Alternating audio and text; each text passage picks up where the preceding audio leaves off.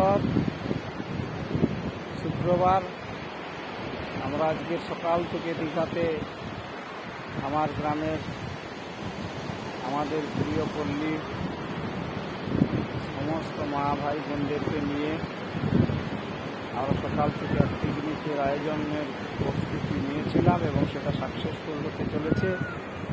দুর্দান্ত এনজয় হলো, দুর্দান্তভাবে কাটলো, সবাই ভীষণ মজা পেল, ভীষণ আনন্দ পেল।